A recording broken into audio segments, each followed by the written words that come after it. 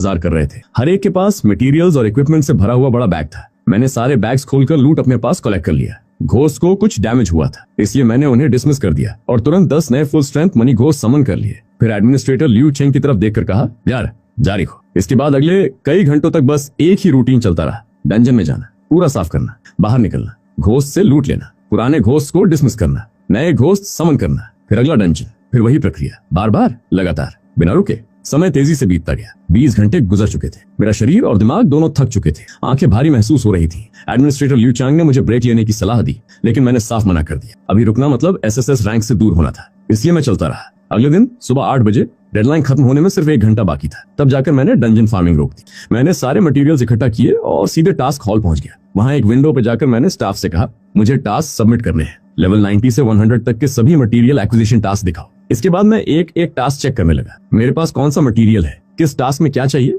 Reward कितना है, मैं सब मैच करता गया। कुल मिलाकर 3000 से ज्यादा टास्क थे। उन्हें चेक करने में ही काफी समय लग गया। आखिर जब सब पूरा हो गया तो मैंने अपना कार्ड नंबर दिया और कहा, सारा पैसा इसमें ट्रांसफर कर देना। फिर मैंने हाथ हिलाया और हॉल के बगल में मौजूद खाली जगह पर सारे मटेरियल्स निकाल दिए। अगले ही पल वहां मटेरियल्स का एक विशाल पहाड़ खड़ा हो गया। पूरा हॉल एकदम शांत हो गया। हर आवाज गायब। सभी लोग बस उस ढेर को घूर रहे थे। कुछ सेकंड बाद किसी ने अविश्वास भरी आवाज में कहा, ये क्या है? किसी और ने चिल्लाकर पूछा। किसने डंजन वेयरहाउस को उठाकर यहाँ फेंक दिया? मैंने शॉक में खड़े स्टाफ की तरफ देखा और शांत स्वर में कहा, कुछ और लोगों को बुला लीजिए। ये वेरिफिकेशन आधे घंटे के अंदर पूरी हो जानी चाहिए। उसके बाद पेमेंट मेरे अकाउंट में ट्रांसफर कर दीजिए। सामने खड़ा कर्मचारी जैसे नींद से जागा। उसकी आवाज कांप रही थी। जी। उसने इमरजेंसी बटन दबा दिया। कुछ ही मिनटों में दर्जन भर से ज्यादा स्टाफ हॉल में दौड़ते हुए पहुंचे, लेकिन मटेरियल माउंटेन देखते ही वे भी पत्थर की तरह जम गए। मैं वहां रुकने वाला नहीं था। टास्क सबमिट हो चुके थे, इसलिए मैं बाकी मटेरियल्स बेचने के लिए निकल गया। जैसे ही मैं हॉल से बाहर निकला, पीछे पूरा हॉल शोर से फट पड़ा। हे भगवान, इतने सारे मटेरियल्स, 3000 से ज्यादा टास्क। वो लड़का आखिर है कौन? चारों तरफ बस यही आवाजें गूंज रही थी। मैं एक कार में बैठा और सीधे फोंगफोंग चेंबर ऑफ कॉमर्स की तरफ निकल पड़ा। मैंने सोचा, फैमिली बिजनेस को फायदा देना ही बेहतर रहेगा। कार की बैक सीट पर बैठकर मैंने आंखें बंद कर ली। लगभग 24 घंटे लगातार डंजन ग्राइंड करने के बाद मैं बुरी तरह थक चुका था, लेकिन अभी काम खत्म नहीं हुआ था। कॉमर्स सेंटर पहुंचते ही मैं उनके सबसे बड़े मटेरियल एक्विजिशन स्टोर में दाखिल हुआ। एक युवा क्लर्क मेरा स्वागत करने आया, लेकिन मुझे देखते ही उसकी आंखें फैल गईं। उसने तुरंत झुककर कहा, यंग मास्टर। फिर हैरानी से पूछा, आप यहाँ कैसे? मैंने सीधा जवाब दिया, मटेरियल्स बेचने आया हूँ, क्वांटिटी थोड़ी बड़ी है। क्लर्क के चेहरे पर आश्चर्य और बढ़ गया। फिर उसने मुझे स्टोर के पीछे बने स्टोरेज एरिया में ले गया। वहां पहुंचकर मैंने हाथ घुमाया और सारी बची हुई आइटम्स बाहर निकाल दी। Crystal cores, beast horns, rare ores, equipment, boss cores, herbs और अनगिनत दूसरे मटेरियल्स। कुछ ही सेकंड में पूरा स्टोरेज एरिया तेजी से भरने लगा। देखते देखते लगभग 1/3 स्टोरेज मटेरियल से भर गया। वहां मौजूद क्लर्क्स बस आंखें फाड़ कर देखते रह गए। उनमें से एक ने कांपती आवाज में पूछा, यंग मास्टर, क्या ये सब सेल के लिए है? मैंने बिल्कुल शांत चेहरे के साथ कहा, हाँ, सब कुछ। ये सुनते ही उन्होंने तुरंत स्टोर मैनेजर और सभी अप्रेजर्स को बुला लिया। हर कोई मटेरियल्स की जांच में लग गया। करीब 10 मिनट बाद स्टोर मैनेजर खुद मेरी तरफ चलकर आया। उसके चेहरे पर ऐसा एक्सप्रेशन था जैसे उसने अभी अभी कोई अविश्वसनीय चीज देखी हो। मैनेजर पसीना पोंछते हुए मेरी तरफ आया और बोला, यंग मास्टर, मार्केट प्राइस के हिसाब से इन सब मटेरियल्स की total value 35 crore dragon coins बनती है। मैंने पूछा, क्या इसे एक ही पेमेंट में सेटल कर सकते हो? उसने कहा, हाँ, क्योंकि ये हाई लेवल मटेरियल्स हैं जिनकी हमें तुरंत जरूरत है, और चूंकि आप इन्हें हमारी अपनी चेंबर को बेच रहे हैं, इसलिए इसे प्रायोरिटी मिलेगी। कुछ मिनट बाद मेरे अकाउंट में सीधे 35 करोड़ ड्रैगन कॉइन्स आ गए। उसके तुरंत बाद प्रोफेशन सेंटर ने भी मेरे टास्क की वेरिफिकेशन पूरी कर ली और वहां से 22 crore 70 lakh dragon coins transfer हो गए। दोनों अमाउंट मिलाकर कुल 57 करोड़ ड्रैगन कॉइन्स से ज्यादा हो चुके थे। ये एसएसएस रेटिंग के लिए काफी से भी ज्यादा था। और सबसे बड़ी बात, ये पूरा पैसा उन मटेरियल से आया था जो मैंने खुद डंजन्स में कमाए थे। न कोई फैमिली एसेट इस्तेमाल किया, न कोई गिफ्ट लिया, न किसी की हेल्प। मैंने क्वेस्ट के सारे रूल्स पूरी तरह फॉलो किए थे। 24 घंटे से जो टेंशन में ढो रहा था वो आखिरकार थोड़ा कम हुआ। मैंने कहा, चलते हैं, और स्टोर छोड़कर बाहर निकल गया। मैनेजर और क्लर्क्स बस खड़े होकर मुझे जाते हुए देखते रहे। मेरे जाने के बाद उनमें से एक ने पूछा, क्या हमें इसकी रिपोर्ट करनी चाहिए? मैनेजर ने तुरंत कहा, बिल्कुल। एक ही बार में 35 करोड़ का ट्रांजैक्शन कोई छोटी बात नहीं है। और खबर तुरंत चेंबर की अपर मैनेजमेंट तक पहुंचा दी गई। उस समय मुझे नहीं पता था कि हेडक्वार्टर्स में डिपार्टमेंट हेड चेन गुआंग माओ, डायरेक्टर लिन मैन और कई लेवल 200 जॉब चेंजर्स समेत एग्जीक्यूटिव्स का पूरा group top floor conference hall में जमा था। वे सभी इंतजार कर रहे थे, इस तैयारी के साथ कि अगर मैं आज वहां पहुंचा तो वे फोंगफोंग चेंबर ऑफ कॉमर्स का पूरा कंट्रोल अपने हाथ में ले लेंगे। उधर कॉन्फ्रेंस टेबल के हेड पर बैठे चेन गुआंग माओ ने टाइम देखा और कहा, लॉन्ग अब तक पहुंचने वाला होगा। एक एल्डर ने उम्मीद जताई कि मैं पीछे न हटूं।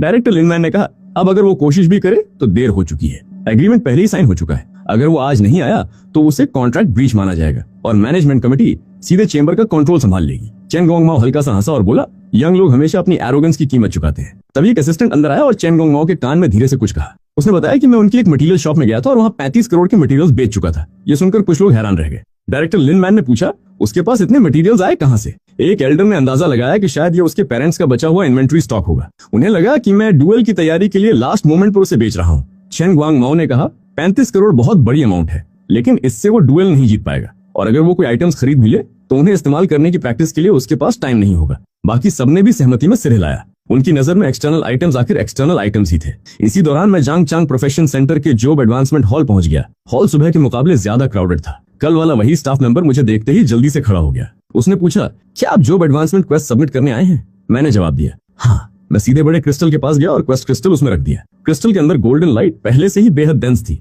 जैसे ही क्रिस्टल अंदर गया, पूरा स्ट्रक्चर जोर जोर से वाइब्रेट करने लगा। अगले ही पल उसमें से बेहद शक्तिशाली गोल्डन लाइट फूट पड़ी। वो सामान्य रोशनी से कहीं ज्यादा चमकदार थी। पूरा हॉल ऐसे जगमगा उठा जैसे अंदर कोई सूरज उगाया हो। गोल्डन बीम्स छत को चीरती हुई सीधे आसमान में निकल गई। बिल्डिंग हल्की सी हिल गई। हॉल में मौजूद हर इंसान शॉक में आ गया। लोग पूछने लगे, क्या हो रहा है? क्या ये एसएसएस एवेल्युएशन है? स्टाफ मेंबर भी घबरा गया। उसने कहा, एसएस रैंक पर भी इतनी लाइट नहीं निकलती। और फिर उसे एहसास हुआ, ये सच में एसएसएस है। कुछ पल के लिए पूरा हॉल शांत हो गया। फिर अगले ही सेकंड वहां शोर मच गया। किसी को यकीन नहीं हो रहा था कि जंगचंग में किसी ने फर्स्ट एंड जॉब एडवांसमेंट पर एसएसएस हासिल कर लिया है। लेकिन मैंने किसी पर ध्यान नहीं दिया। मेरी नजर सिर्फ स्क्रीन पर थी। उस पर लिखा था, क्वेस्ट कंप्लीट, इवैल्यूएशन एसएसएस। मैं टाइकून से 1 स्टार टाइकून बन चुका था। लेवल कैप हट चुकी थी और मुझे 10 टाइम्स ग्रोथ मल्टीप्लायर मिल गया था। मैं संतुष्ट महसूस कर रहा था। 24 घंटे की सारी मेहनत आखिरकार सफल हो गई थी। फिर नए स्किल सामने आए। पहला स्किल था रोड बाइंग मनी। ये स्किल मुझे गोल्ड कॉइन्स खर्च करके किसी भी डंजन, सीक्रेट रियलम या क्लोज्ड एरिया तक रास्ता खोलने की अनुमति देता था, चाहे वहां कितनी भी रेस्ट्रिक्शंस क्यों ना हो। स्किल डिस्क्रिप्शन में लिखा था,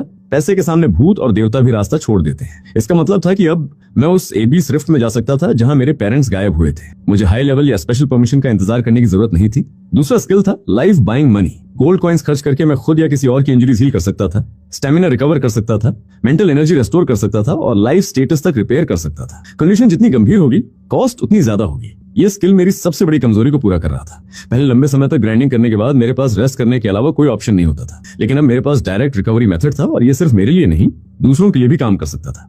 इन स्किल्स को देखने के बाद मुझे लगा कि मेरा दिमाग पहले से ज्यादा क्लियर हो गया है। जो थकान मैं महसूस कर रहा था वो पूरी तरह गायब हो चुकी थी। उधर हॉल में मौजूद लोग अब भी एसएसएस फर्स्ट एडवांसमेंट की चर्चा कर रहे थे, लेकिन मैंने उनकी तरफ देखा तक नहीं और हॉल से बाहर निकल गया। उसी समय बादलों के ऊपर मौजूद लोगों ने जॉब एडवांसमेंट हॉल से उठती हुई सुनहरी रोशनी का विशाल स्तंभ देखा। ग्रे रोब पहने मध्यम उम्र का आदमी जोर से हंस पड़ा और बोला, उसने सच में कर दिखाया। काले कपड़ों वाला आदमी भी मुस्कुरा दिया। वे दोनों जानते थे कि यह टास्क कितना मुश्किल था। 24 घंटे में 50 करोड़ ड्रैगन कॉइन्स कमाना, वो भी पूरी तरह अपने दम पर, बिना फैमिली एसेट्स और बिना किसी हेल्प के। उनकी नजर में मैं उनकी उम्मीदों से भी ज्यादा प्रभावशाली साबित हुआ था। प्रोफेशन सेंटर से एसएसएस फर्स्ट एडवांसमेंट की खबर आग की तरह पूरे जैंगचोंग में फैल गई। हॉल के अंदर मौजूद लोग गोल्डन लाइट, एसएसएस इवैल्यूएशन और 18-19 साल के एक लड़के की चर्चा कर रहे थे। कुछ ही मिनटों में ये खबर टीम्स, चेंबर्स ऑफ कॉमर्स, बड़े फैमिलीज और ऑनलाइन फोरम्स तक पहुंच गई। सिर्फ 10 मिनट के अंदर शहर के लगभग सभी अपर एचेलॉन को पता चल चुका था। हर कोई समझ चुका था कि अगर मैं जिंदा रहा तो मेरे पास 3 पिलर्स के बराबर या उनसे भी ऊपर पहुंचने की पोटेंशियल थी। पूरे जैंगचोंग में लोग एक ही सवाल पूछने लगे,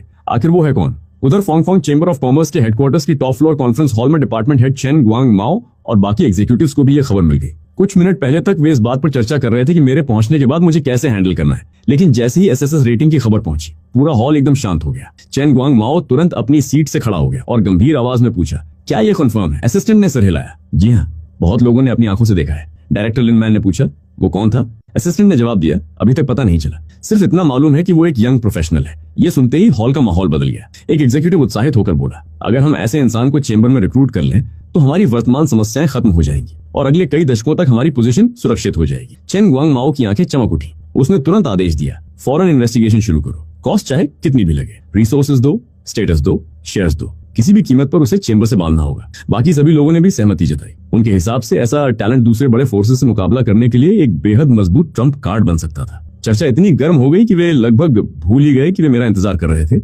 आखिर चेन गुआंग माओ ने उन्हें याद दिलाया, पहले आज का मामला खत्म होने दो, उसके बाद इस एसएस जीनियस को ढूंढने पर पूरा फोकस करेंगे। उसी समय सिटी लॉर्ड मैंशन में हुनियन शान और कैप्टन जी हुआनंग चेंबर जाने की तैयारी कर रहे थे। तभी उन्हें भी एसएसएस फर्स्ट एडवांसमेंट की खबर मिली। कैप्टन जी हुआनंग ने मुस्कुराकर कहा, अभी अभी किसी ने एसएसएस फर्स्ट एडवांसमेंट हासिल किया है।